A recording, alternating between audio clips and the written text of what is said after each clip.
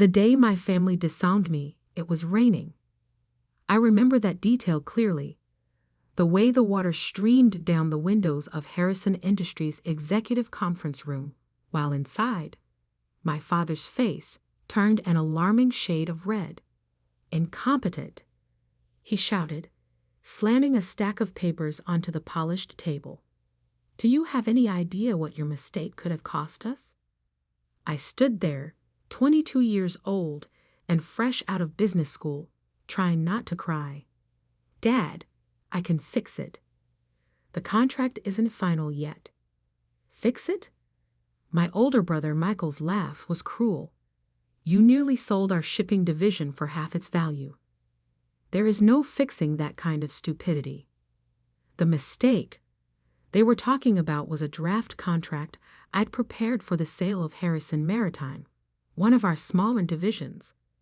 I'd accidentally used outdated valuation figures, ones that didn't include our recent fleet expansion.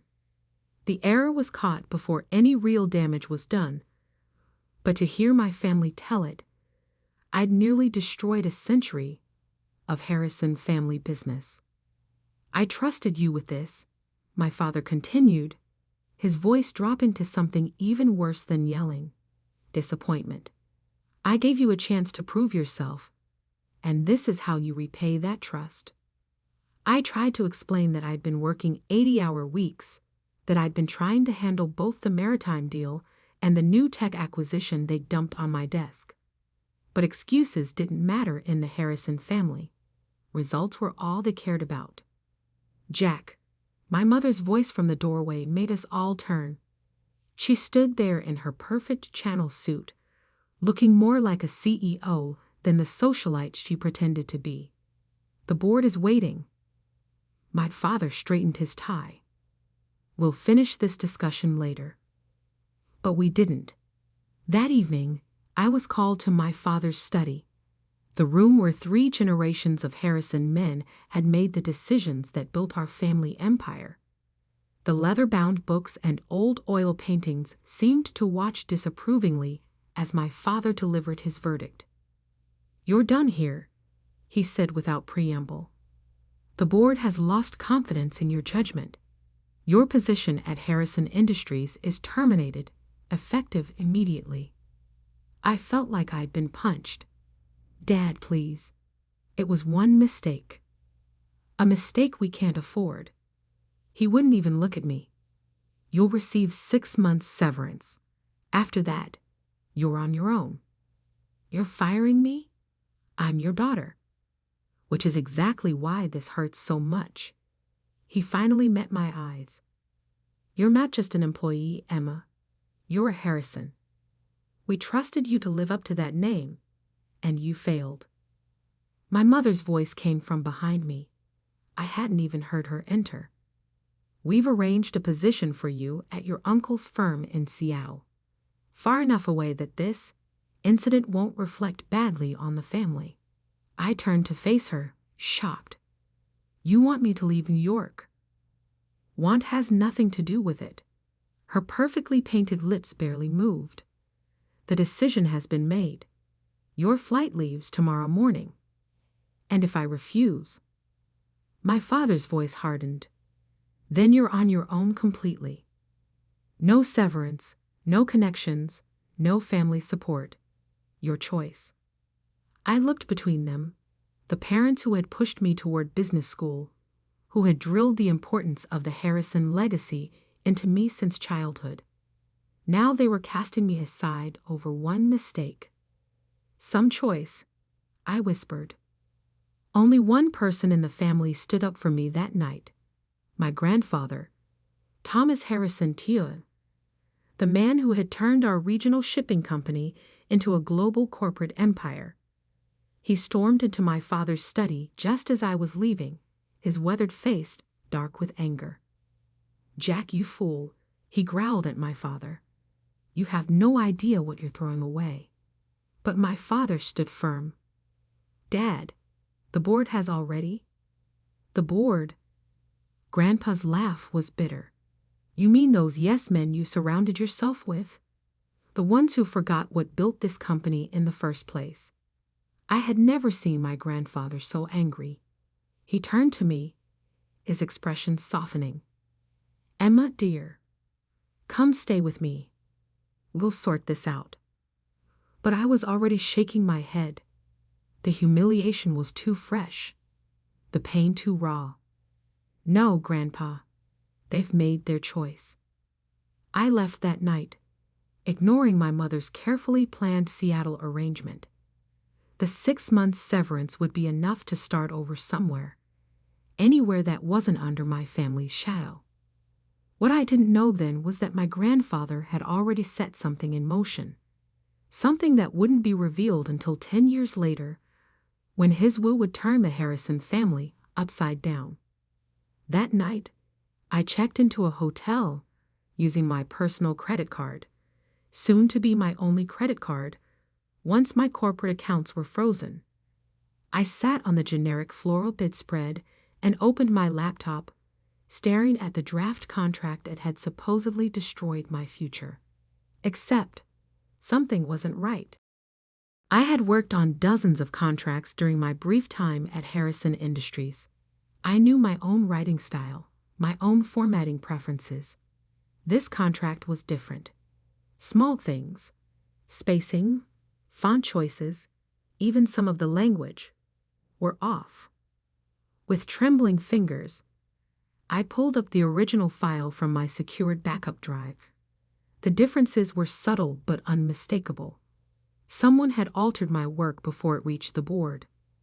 Someone had wanted me to fail.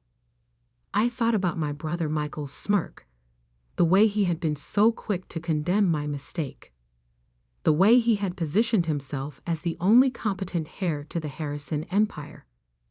My grandfather's voice echoed in my head, "You have no idea what you're throwing away." But maybe I did. Maybe I understood exactly what had happened, and why. I closed my laptop and walked to the window, watching the city lights blur through the rain. 10 years ago, my great-grandfather had passed control of Harrison Industries to my grandfather instead of his older brother, a decision that had shocked the business world. History, it seemed, had a way of repeating itself in our family. My phone buzzed. A text from my grandfather. "Nothing is what it seems, Emma. Watch. Wait. Learn." I took a deep breath, making a decision that would shape the next decade of my life. I would not run to Seattle. I would not fade quietly into obscurity. I would watch. I would wait. And most importantly, I would learn exactly how deep this betrayal went. What my family didn't know, what even my grandfather couldn't have predicted, was that their mistake was about to turn into their worst nightmare. Because the contract I had actually prepared, the one that had been altered without my knowledge, it contained a hidden clause, a small but crucial detail that would only become apparent years later. A detail that would give me control of Harrison Maritime's most valuable assets, right when the family needed them most. I smiled at my reflection in the rain-streaked window. They thought they were teaching me a lesson about failure. Instead, they were about to learn one about underestimating the wrong person. My grandfather's next text arrived just as I was falling asleep. "Remember, dear, in business, as in chess, the queen is the most powerful piece on the board, even if some fools think she's just a pawn." I didn't understand his message then, but I would. Oh, how I would. 10 years is a long time to wait for revenge. But my grandfather taught me that patience was worth more than gold in the business world, and he was right. I spent the first year building my cover, a small consulting firm in Boston, far enough from New York to avoid family scrutiny, but close enough to keep tabs on Harrison Industries. My grandfather's cryptic messages continued, each one teaching me something new about our family empire. "Watch the shipping manifests for the Singapore route," he would text. Or, Pay attention to the Anderson merger terms. Small breadcrumbs that helped me understand the bigger picture. The mistake that got me fired? It wasn't just about the maritime division. That contract had been a test. One designed to show the board that I wasn't fit to lead. What my brother Michael hadn't realized was that I had left my own test hidden in the fine print. Clause 23.4, subsection B, buried in the technical specifications. In the event of division restructuring or transfer of assets, original signatory maintains first right of refusal on all Pacific Rim shipping routes and associated infrastructure. A clause that would mean nothing for years, until Harrison Industries decided to restructure their entire shipping operation, which, according to my grandfather's intelligence, was exactly what they were planning. I built my new life carefully, layer by layer. My consulting firm, Phoenix Maritime Solutions, specialized in shipping logistics and port management. We were small but efficient, earning a reputation for solving complex problems that bigger firms couldn't handle. My brother Michael, meanwhile, was living the life of the chosen heir. I watched from afar as he appeared in business magazines, accepting awards and making grand promises about Harrison Industries' future. Our parents beamed in every photo, the perfect corporate family. Only my grandfather seemed to see through the facade. "Your brother's latest acquisition is built on sand," he told me during one of our secret meetings, always in small cafes far from Manhattan. "He's leveraging the company's future on short-term gains." I nodded, stirring my coffee. "The Asian expansion?" Smoke and mirrors. Grandpa's eyes twinkled. "He's using the Maritime Division's assets as collateral, thinking they're worth more than they are. Because he never understood the real value was in the routes, not the ships," I finished. "Exactly." He reached into his briefcase. "Now, about those route licenses coming up for renewal." We spent the next hour reviewing documents that would have made my father's blood pressure spike. My grandfather wasn't just keeping me informed. He was teaching me how to take back what was rightfully mine. The years passed. I grew Phoenix Maritime Solutions into a respected name in the industry, though I stayed carefully out of the spotlight. My employees were handpicked, loyal, and well compensated for their discretion. None of them knew about my connection to Harrison Industries. I dated occasionally, but never seriously. The last man I trusted with my real identity had run straight to my brother with the information. After that, I kept my personal life as carefully controlled as my business one. My parents sent obligatory Christmas cards to my Boston address, cards I never responded to.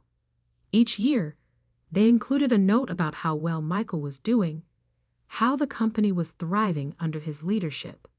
I filed each card away in a folder labeled Motivation. Then, 3 years ago, everything started changing. The cracks in Michael's perfect facade began to show. First came the whispers about missed payments to major suppliers. Then rumors of delayed shipments and angry clients. Harrison Industries' stock price, while still strong, showed troubling fluctuations. "Your brother mortgaged the company's future," my grandfather explained during what would turn out to be our last meeting. "Now those bills are coming due." He looked tired that day, more so than usual. I should have recognized it as a warning sign. "The board is starting to ask questions," he continued. "About the Maritime Division especially. The restructuring plan. Will trigger my clause," I finished, "if they try to sell off or reorganize the shipping routes. You'll have first right of refusal." He smiled proudly. "The clause they never noticed, hidden in the contract they used to destroy you." 2 months later, my grandfather had a stroke. The doctors said it was quick, painless. The official announcement praised him as a titan of industry. the man who built Harrison Industries into a global power. I attended the funeral, of course, standing in the back of the church, watching my family play their roles of grieving heirs. Michael gave a touching eulogy about learning business at our grandfather's knee. I nearly laughed out loud at that. The only thing Michael had learned from Grandpa was how to take credit for other people's work. My parents saw me, but didn't approach. Maybe they were ashamed. More likely, they were worried I would cause a scene. I left before the reception, driving straight to my lawyer's office. "Your grandfather's will reading is scheduled for next week," she informed me. He was very specific about the timing. I nodded, unsurprised. Everything about my grandfather was specific and carefully planned. "All major shareholders and family members are required to attend in person," she continued. "No proxies allowed." Again, typical Grandpa. He would want everyone there to witness whatever he had planned. The next week passed in a blur of preparation. I reviewed every document, every contract, every piece of information my grandfather had shared over the past decade. Phoenix Maritime Solutions was positioned perfectly, cash reserves high, credit lines secure, relationships with key players solidified. The morning of the will reading, I dressed carefully in a charcoal gray suit that cost more than my entire wardrobe from my Harrison Industries days. My hair was elegantly styled, my makeup perfect. No one looking at me would see the scared 22-year-old who had fled in the rain 10 years ago. As I drove to the lawyer's office, my phone buzzed with an alert. Harrison Industries stock had dropped another 2 points in early trading. Rumors were swirling about their ability to meet next quarter's obligations. The timing, like everything else about this situation, was perfect. I parked my car and checked my reflection one last time. In my purse was a copy of the original maritime contract, the one with my hidden clause. In my briefcase were documents proving every mistake, every misstep, every bad decision my brother had made while playing corporate emperor. And in my head was 10 years' worth of knowledge about Harrison Industries operations, knowledge that was about to become very, very valuable. I stepped into the elevator, watching the floor numbers climb. My grandfather's last text message played in my mind. The game is won before the first piece moves. The doors opened onto a floor full of familiar faces frozen in shock. My father dropped his coffee cup. My mother's perfect mask cracked. And my brother Michael, the golden child, the chosen heir, turned white as a sheet. "Hello, family," I said calmly. "Shall we begin?" The conference room at Caldwell and Associates law firm crackled with tension. My family had arranged themselves exactly as I expected. Michael at the head of the table, our parents flanking him like royal advisors. The board members filled the remaining seats, all carefully avoiding my gaze. Mr. Caldwell, my grandfather's personal attorney for over 40 years, cleared his throat. "Before we begin, I should note that Thomas was very specific about the order in which his will should be read. He left detailed instructions." Yes, Michael interrupted. "Can we get on with it? Some of us have a company to run." I bit back a smile. In a few minutes, that statement would be hilariously ironic. Mr. Caldwell opened an envelope, his expression carefully neutral. "Very well. This is the last will and testament of Thomas Harrison AI. The first few items were standard: personal belongings to various family members, charitable donations, arrangements for his staff." My mother dabbed at her eyes with a monogrammed handkerchief when he left her his antique jewelry collection. My father nodded approvingly at the size of the charitable endowments. Then came the part everyone was waiting for. Regarding Harrison Industries, Mr. Caldwell paused, adjusting his glasses. The situation is complex. Michael leaned forward. Complex how? The succession plan was clear. As CEO, as interim CEO, Mr. Caldwell corrected. Your position, like many things, was temporary pending the reading of this will. The room went silent. I watched the color drain from my brother's face as Mr. Caldwell continued reading. To my grandson, Michael, I leave these words of wisdom. Power without understanding is like a ship without a rudder. You sought control, but never learned why our company worked. You chased growth without appreciating the foundation that supported it. And most tragically, you betrayed your own sister to advance yourself. Michael shot to his feet. This is ridiculous. I didn't. Sit down, Mr. Caldwell said firmly. There's more. He pulled out another document, one I recognized, my original maritime contract.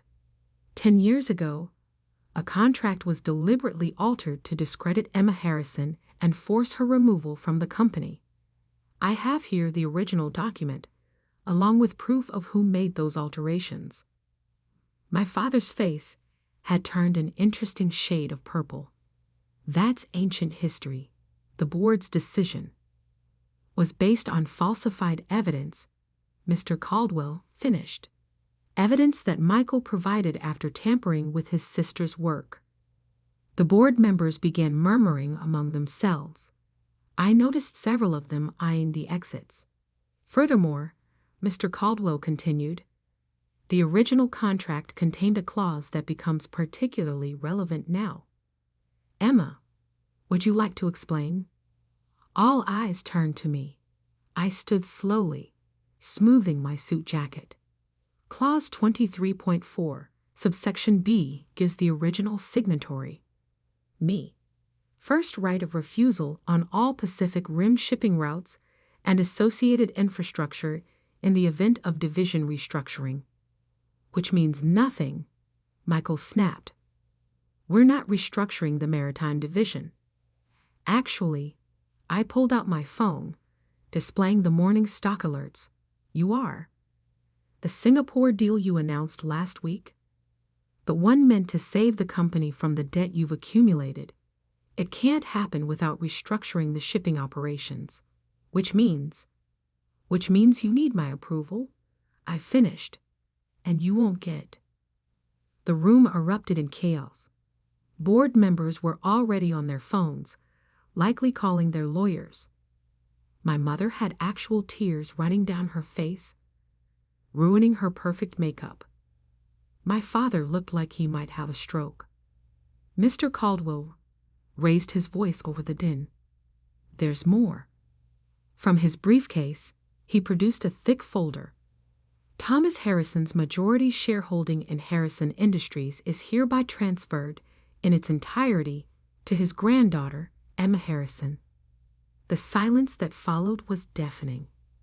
Additionally, he continued, all voting rights associated with the family trust shares are to be exercised by Emma Harrison, effective immediately. Michael collapsed back into his chair. This can't be legal. Dad, do something. But our father was staring at another document Mr. Caldwell had placed on the table, a detailed report of Harrison Industries' finances under Michael's leadership. Your grandfather spent the last 10 years documenting every mistake, every poor decision, every instance of mismanagement. Mr. Caldwell explained. He worked closely with Emma to understand the true state of the company while you were all believing your own press releases. I stepped forward, placing my own folder on the table. Phoenix Maritime Solutions, my company, has spent years building relationships with the clients you've been neglecting. We've secured contracts you didn't even know were available. And now you own us, my father whispered. No, I corrected. I own what's mine. What should have been mine 10 years ago, before you chose to believe lies over truth? Mr. Caldwell cleared his throat. There's one final item. A letter Thomas wanted read aloud. He opened a sealed envelope and began reading. To my family. Power doesn't come from titles or boardroom theatrics. It comes from understanding. Understanding your business, your people, and most importantly, yourself. 10 years ago, you cast aside the one person who truly understood what made Harrison Industries work. You chose flash over substance, greed over growth, betrayal over loyalty. Emma didn't just survive your betrayal, she thrived despite it. While you were all watching Michael play CEO, she was learning every aspect of this industry. She built her own success while watching you destroy your inheritance. Consider this my final lesson in business. True leadership isn't about who can grab power fastest. It's about who can wield it wisely. Emma, the company is yours. Make it what it should have been all along. To the rest of you, learn from this if you can. With love and disappointment in equal measure, Thomas Harrison A.E. Michael was the first to break the silence. You planned this. All of it. You and Grandpa. No, I cut him off. You planned this the day you decided to forge documents to destroy my career. Grandpa and I just made sure you'd face the consequences. I turned to the board members. A car is waiting outside to take you to Phoenix Maritime's offices. My team will brief you on the restructuring plan we've developed. Those who wish to remain with the company will have the opportunity to prove their value. Those who don't, I smiled. Well, I hear my brother will be looking for work soon. You can't just walk in here and take over, my father protested weakly. Actually, that's exactly what I'm doing. I gathered my documents. The shareholders' meeting is in 1 hour. I suggest you all decide whose side you're on before then. I headed for the door, then paused. Oh, and Michael? Clear out your office by 5. I'm moving in tomorrow. The next few weeks were exactly what you'd expect when a decade of mismanagement comes to light. The press had a field day with the story. Harrison Harris returns. The greatest corporate comeback in history was my personal favorite headline. The shareholders, seeing the detailed plans I'd developed with my grandfather, overwhelmingly supported the transition. Harrison Industries' stock price stabilized, then began to climb as we implemented changes. Michael, predictably, tried to sue. His case fell apart when our father, finally facing the truth about his chosen heir, testified about the document forgery from 10 years ago. My mother attempted reconciliation in her own way. Lunch invitations, shopping offers, suggestions that we should all just move forward as a family. I declined every invitation. Some bridges, once burned, should stay ashes. 1 month after taking control, I stood in my grandfather's old office, my office now, looking out over the city. On my desk sat the contract that had started everything, framed as a reminder that sometimes losing is just winning in disguise. My phone buzzed, a text from an unknown number. I opened it to find a photo of my grandfather, taken the day he caught Michael altering my work. He'd kept it all these years, waiting for the right moment. Below the photo was a message, scheduled to be sent after his death. The Queen has taken her throne. Checkmate, my dear. Checkmate. I smiled, touching the frame of that old contract. The family that cast me out had thought they were ending my story. Instead, they had only written its beginning. And now, finally, they understood exactly what they had thrown away. I never expected an ordinary Tuesday evening to shatter everything I thought I knew about my family. I was at home, preparing dinner while my 5-year-old daughter Sophie colored at the kitchen table when my phone rang. My mother's voice trembled on the other end. "Olivia, your father. He's had a heart attack. We're at Memorial Hospital." The world seemed to tilt beneath my feet. My father, Michael Bennett, had always been the picture of health. Running marathons at 60, eating organic before it was trendy, and lecturing us endlessly about the importance of exercise. A heart attack seemed impossible. "I'm on my way," I managed to say, already reaching for my car keys. My husband James arrived within minutes to watch Sophie, giving me a tight hug before I left. "He'll be okay," he whispered. "Your dad's the strongest person I know." The drive to the hospital felt surreal. Memories flooded back.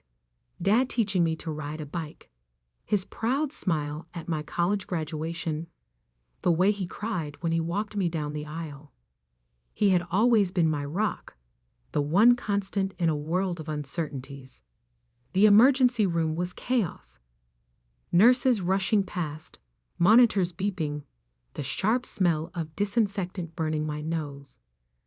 Mom sat in a plastic chair, her usually perfect makeup streaked with tears. She jumped up when she saw me, pulling me into a desperate embrace. "They're running tests," she said, her voice muffled against my shoulder. He was at his office when it happened. Thank God his assistant recognized the symptoms and called 911 immediately. I held her tightly, trying to be strong even as fear clawed at my chest. Dad had to be okay. He was only 62, too young, too vital to be lying in a hospital bed. Hours crawled by. My younger brother Marcus arrived, his law firm suit wrinkled, his face drawn with worry. We sat together in tense silence, jumping every time a doctor walked past. Finally, around midnight, a tired-looking physician approached us. "Mr. Bennett is stable," he said, and I felt my mother sag with relief beside me. "He's asking to see his daughter. Just one visitor for now."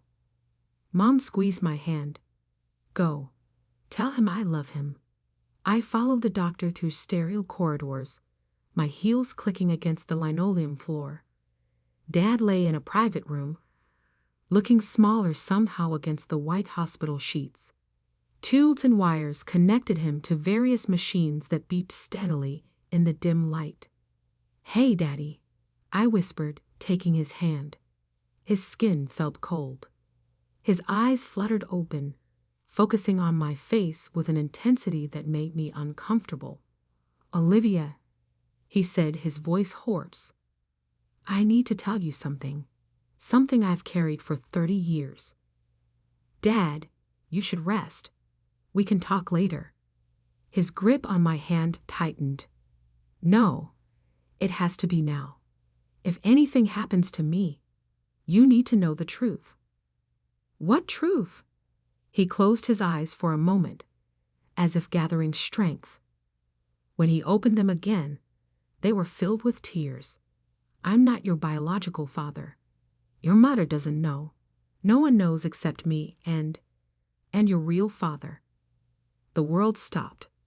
Blood rushed in my ears as I stared at him, certain I had misheard. "What are you talking about?" Dad reached beneath his pillow with trembling hands, pulling out an envelope that looked old and worn. "I've carried this letter for 30 years. Read it. You'll understand everything." I took the envelope, my fingers numb. The paper was yellowed with age, the handwriting unfamiliar yet somehow familiar at the same time.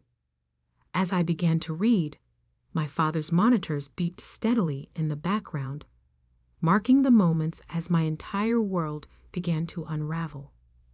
"Dear Michael," the letter began, "by the time you read this, I'll be gone. Catherine doesn't know, and she can never know, but Olivia is my daughter. That night, the one you were away at your father's funeral, I've carried the guilt for years.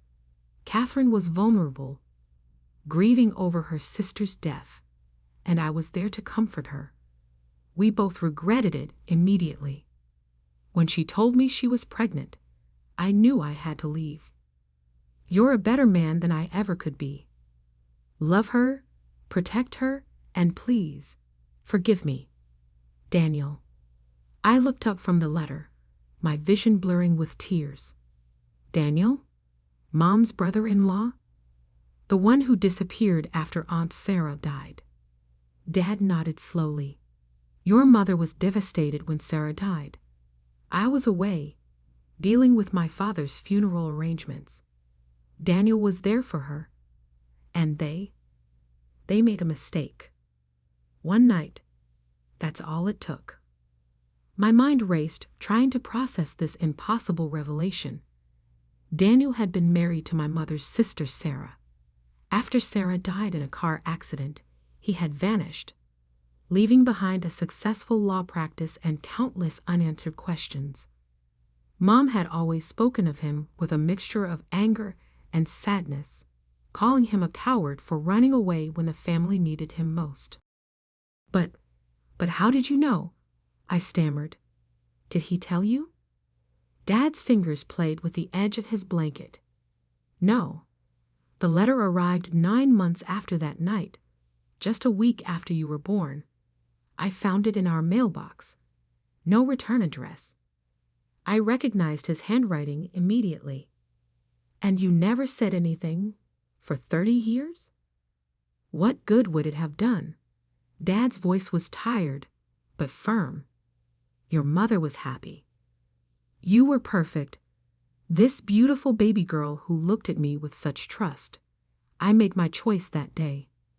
I burned the envelope, but I kept the letter. Just in case. In case of what? In case something happened to me. You deserve to know the truth about where you come from. But Olivia, his grip on my hand tightened again. This doesn't change anything. You're my daughter in every way that matters. I sat there, letting the tears fall freely now. Every memory of my childhood seemed to shift and reshape itself. Dad teaching me to ride a bike, his patience as I struggled with math homework, the way he beamed with pride at every school play and piano recital. Had he looked at me differently, knowing I wasn't his? Had he searched my face for traces of another man? Does Marcus know? I asked suddenly, thinking of my younger brother. Dad shook his head. No one knows except me, and now you. A nurse appeared in the doorway. I'm sorry, but Mr. Bennett needs to rest now. I stood up, my legs shaking. The letter felt like it was burning a hole in my pocket. I'll be back tomorrow, I promised, leaning down to kiss his forehead. Olivia, he called as I reached the door. Whatever you decide to do with this information, know that I love you. I've loved you since the moment I first held you, and nothing will ever change that.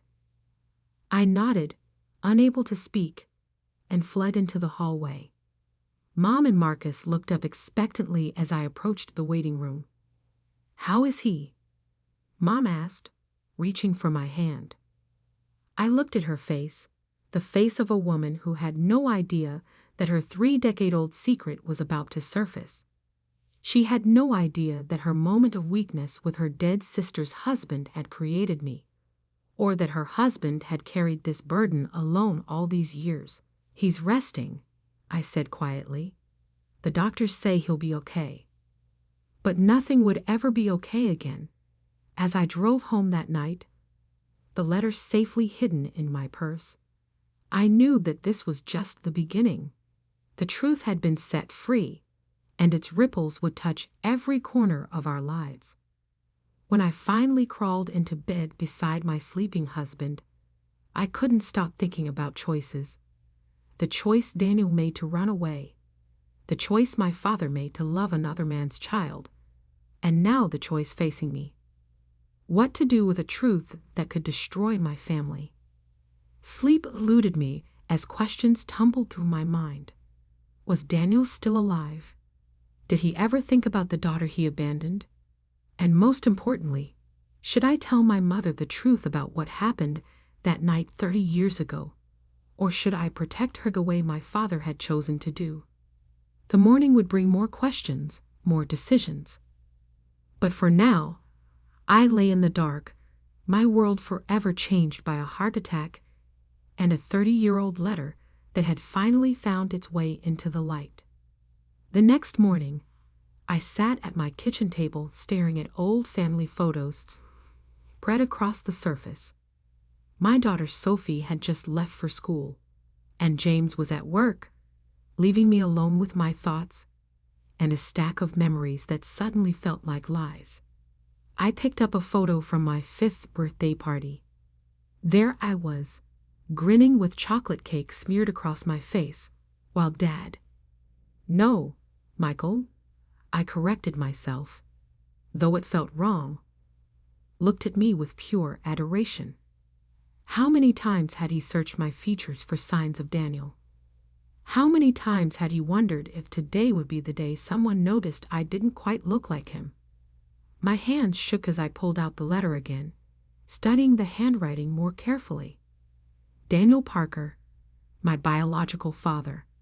I remembered him vaguely from childhood, always at the edges of family gatherings before Aunt Sarah's death. Tall, with dark hair like mine. Quiet, but with a sharp wit that made everyone laugh. He disappeared shortly after Sarah died, and no one had heard from him since. My phone buzzed. Mom calling for the 3rd time this morning. I let it go to voicemail. How could I talk to her knowing what I knew? How could I look into her eyes and not blurt out the truth? Instead, I opened my laptop and typed Daniel Parker lawyer into the search bar. Hundreds of results popped up, but most were too recent or from other states. Then, buried on page 4, I found an old newspaper article from 1993. Local attorney Daniel Parker leaves prestigious firm. The article mentioned his departure from Stewart and Associates, one of the city's top law firms, citing personal reasons following his wife's tragic death. There was a photo my breath caught. I had my mother's smile. But those eyes? Those were undeniably his. My phone buzzed again. This time, it was Marcus. Liv, where are you? Mom's freaking out. Dad's being moved out of ICU today. I closed my eyes, guilt washing over me. In my obsession with the past, I'd almost forgotten about Dad's condition. I'm on my way, I promised. The hospital was quieter today, sunlight streaming through large windows. Mom sat beside Dad's bed, holding his hand while he slept. She looked up when I entered, her face drawn with exhaustion. There you are. I've been so worried. Why haven't you been answering your phone? Sorry. I mumbled, avoiding her eyes. Had to get Sophie to school, then got caught up with some work stuff. Dad's eyes fluttered open. When he saw me, something passed across his face. Fear? Regret? Before I could decipher it, Marcus burst in with coffee and bagels. Breakfast for everyone, he announced cheerfully. The doctor says Dad can start eating normal food today. I watched my mother fuss over the food, watched Marcus joke with Dad about hospital gowns, and felt like I was watching actors in a play. Did Marcus suspect anything? Would he hate me if he knew I wasn't really his full sister? After breakfast, Mom went to fill out some paperwork, and Marcus stepped out to take a work call. Finally, alone with Dad, I pulled out the letter.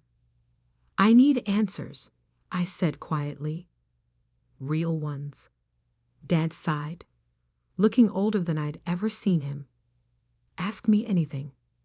Did you ever try to find him after he sent this? Once, Dad admitted. About a year after you were born, I hired a private investigator. My heart skipped.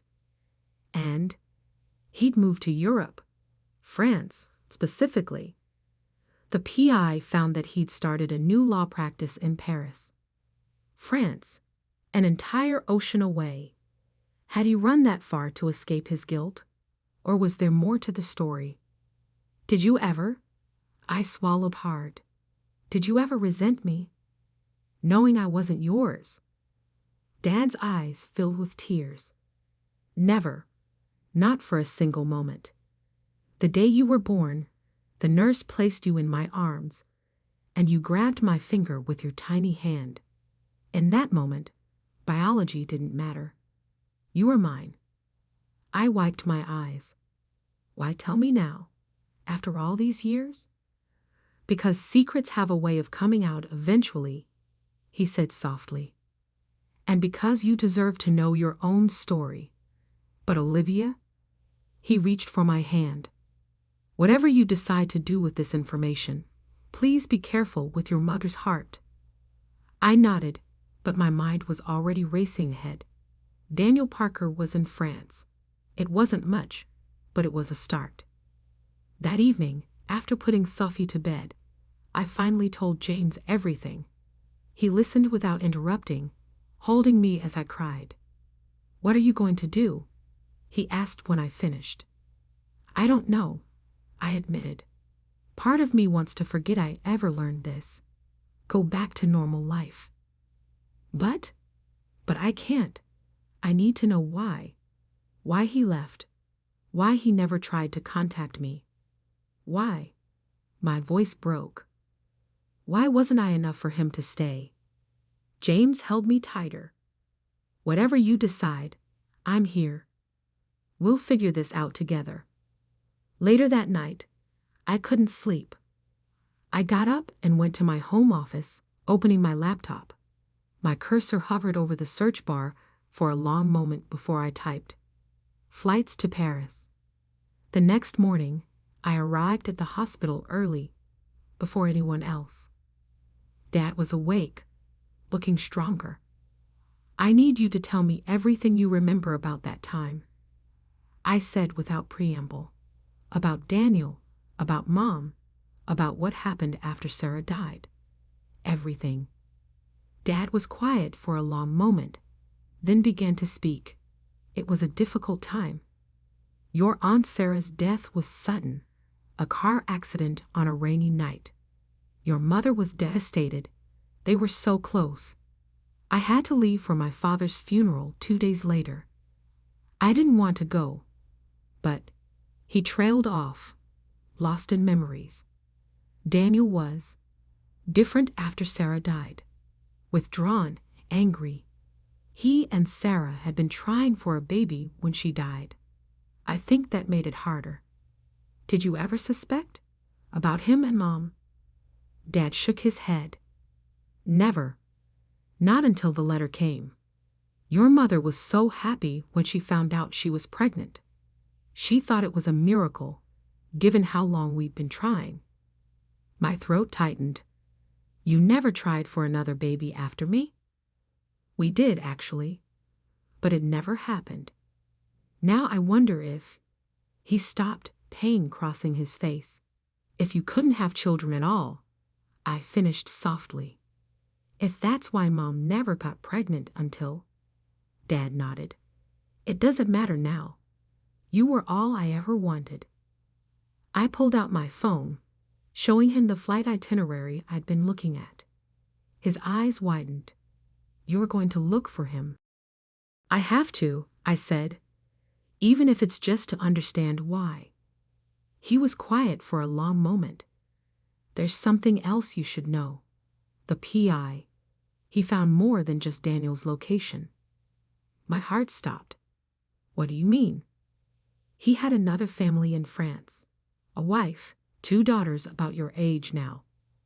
The room spun. "Sisters. I had sisters. Does Mom know about any of this?" A new voice asked from the doorway. We both turned to see Marcus standing there, his face pale. Horror washed over me. "Marcus, I heard everything," he said quietly. "How long have you known?" Just since last night, I whispered. I was going to tell you. He walked into the room, closing the door behind him. My whole life, I wondered why we looked so different. Everyone always said I was Dad's clone. While you, he shook his head. It makes sense now. Marcus, please. Does it matter? Dad interrupted. Does it change anything about who we are as a family? Marcus looked at him for a long moment, then at me. No, he said finally. It doesn't change who you are to me, Liv. You're my sister. Period. Relief flooded through me as he pulled me into a hug. Over his shoulder, I saw Dad smiling, tears in his eyes. So, Marcus said as we pulled apart, when are we going to Paris? I blinked. We? You didn't think I'd let you do this alone, did you? Besides, he grinned, I've always wanted to see the Eiffel Tower. Looking at them both, my father who chose me, and my brother who didn't care about DNA, I felt stronger. Whatever we found in France, whatever truths were still hidden, we would face them together. But first, we had to deal with Mom. And that conversation would change everything. Telling my mother the truth was the hardest thing I'd ever done. We chose to do it at home, after Dad was discharged from the hospital. Marcus and I had spent days planning how to break the news gently. But when the moment came, all our careful preparations dissolved into tears and trembling hands. Mom sat on her favorite armchair, Dad beside her on the couch, while Marcus and I perched nervously on the ottoman. The letter felt heavy in my pocket, like a time bomb waiting to explode. Catherine, Dad began, his voice steady despite his pallor. There's something we need to tell you. Something I should have told you 30 years ago. Mom's face changed instantly.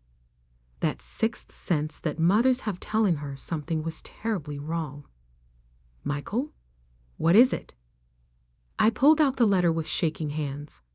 Mom, this came for Dad, right after I was born. She took it, confusion evident on her face as she unfolded the paper. I watched her eyes move across the words, saw the exact moment understanding hit her. All the color drained from her face.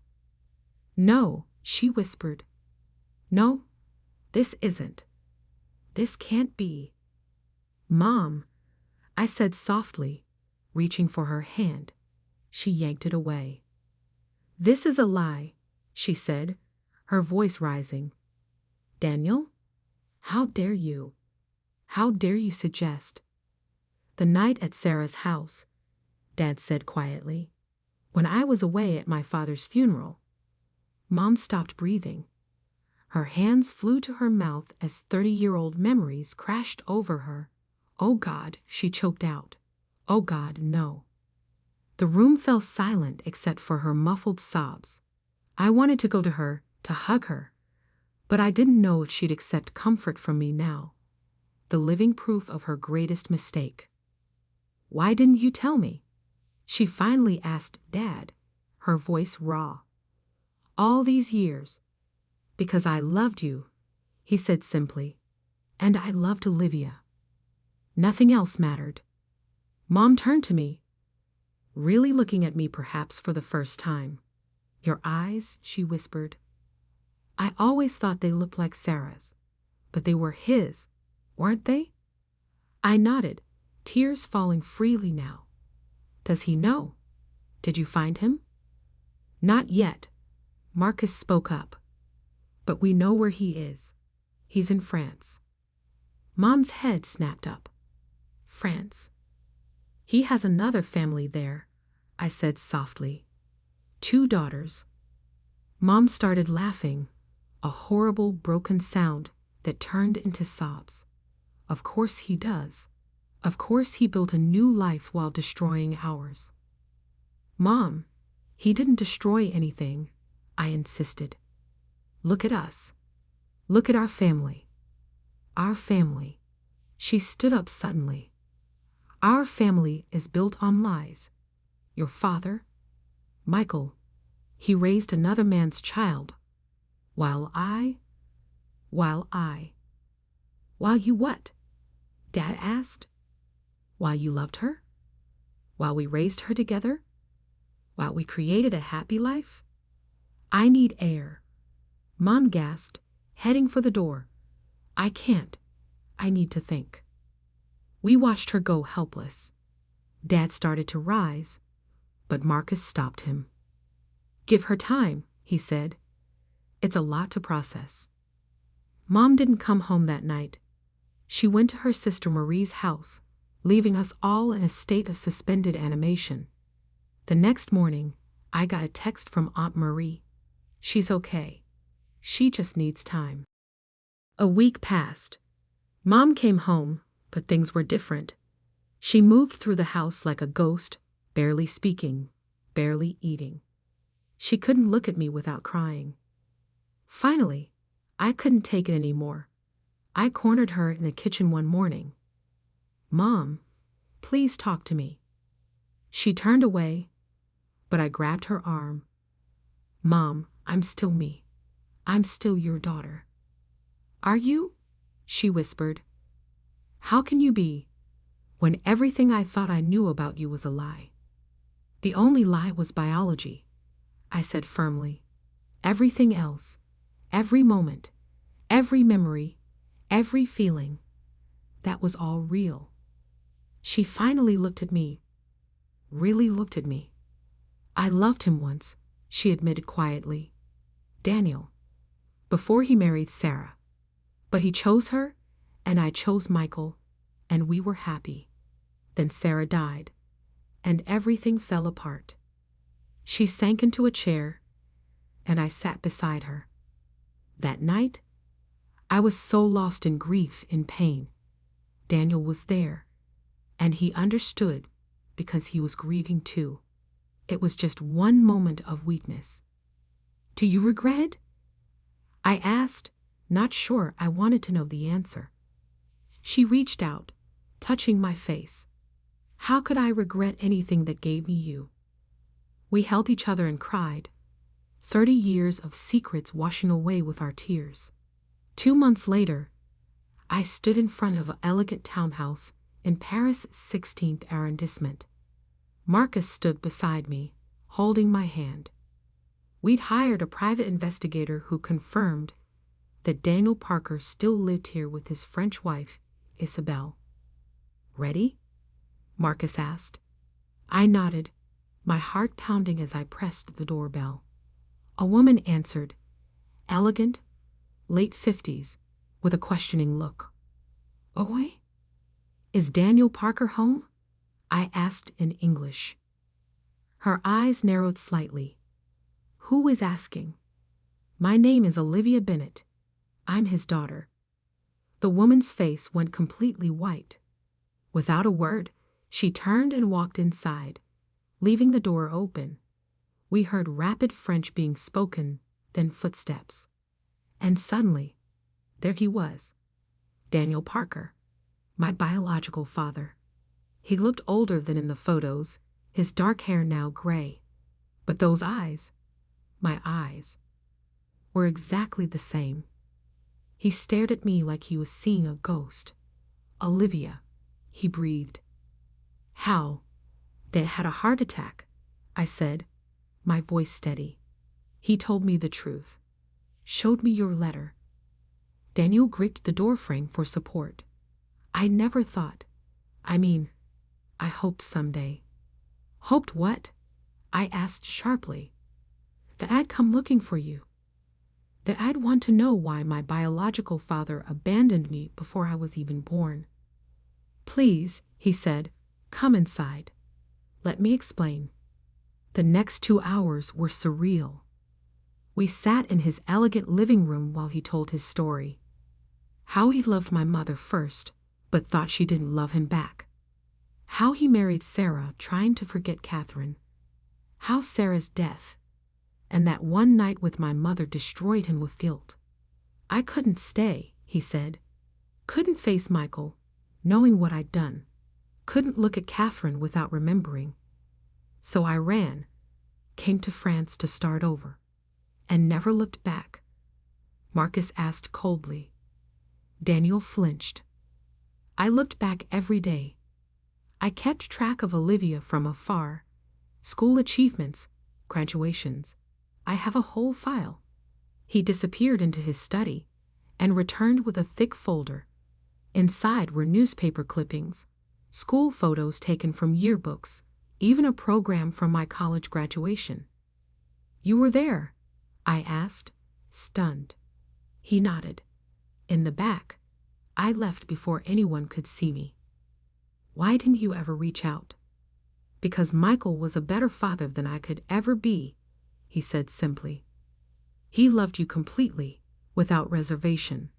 I was a coward who ran away. You deserved better than me. And your daughters here? Marcus asked. Did they deserve better too? Daniel's face crumpled. Sophie and Marie don't know about you. Isabel knows. She's the only one I've ever told. I've spent 30 years trying to make up for my past mistakes by being the best father I could be to them. As if on cue, the front door opened and 2 women about my age walked in, stopping short when they saw us. Papa, one of them asked. Qui sont-ils? Daniel looked at me, a question in his eyes. I nodded slightly. What followed was another hour of explanations, tears, and revelations. My half-sisters were shocked but not hostile. They asked questions, shared photos, tried to bridge 30 years of separation in a single afternoon. Before we left, Daniel pulled me aside. I know I have no right to ask anything of you, he said, but I'd like to be part of your life now, if you'll let me. I looked at him, this man who helped create me, then vanished, who loved me from afar, but never had the courage to face me, who built a new family while abandoning his old one. I have a father, I said quietly, a real one, who chose me every day for 30 years. But I took a deep breath. Maybe we can start with coffee. Sometimes, get to know each other. His eyes filled with tears as he nodded. The flight home was quiet, both Marcus and I lost in our thoughts. When we landed, Mom and Dad were waiting at the airport. One look at our faces told them everything. Did you find what you were looking for? Dad asked as he hugged me. I held him tight, breathing in the familiar scent that meant safety and love and home. Yes, I said. I found out where I came from, but more importantly, I found out where I belong. Mom stepped forward hesitantly. Over the past 2 months, we'd begun to heal, to rebuild our relationship on a foundation of truth rather than secrets. And where is that? She asked softly. I looked at them, my mother, who gave me life, my father, who chose to love me, my brother, who stood by me through everything. Right here, I said, with my real family. 6 months later, we all gathered for Christmas. Mom, Dad, now fully recovered. Marcus and his girlfriend, James and Sophie. And yes, even Daniel, who flew in from Paris with Sophie and Marie. It was awkward at first, decades of secrets and pain sitting heavily between us. But then Sophie, my beautiful, innocent daughter, climbed into Daniel's lap and asked him to read her a story. And somehow, watching my biological father bond with my child while my real father looked on with a smile, I realized that family isn't about blood or biology, or even choice sometimes. It's about love. It's about forgiveness. It's about the courage to face the truth and the strength to rebuild from its ashes. Dad's heart attack had shattered our family's foundations, bringing 30 years of secrets into the light. But from those broken pieces, We built something new, something stronger, more honest, more real. And in the end, isn't that what family is really about?